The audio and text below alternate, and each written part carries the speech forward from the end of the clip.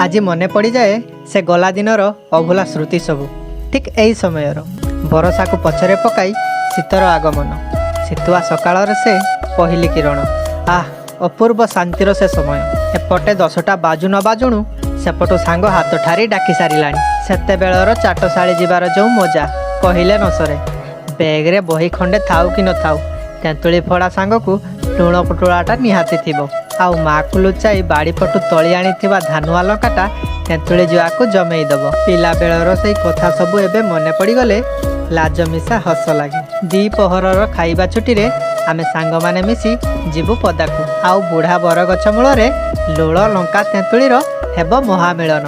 पछपटु बहुथुबो शीतल Malay पवन। सेही परिवेश रे तेंतुली जुआ खाइबार जो मजा कहले न सरे।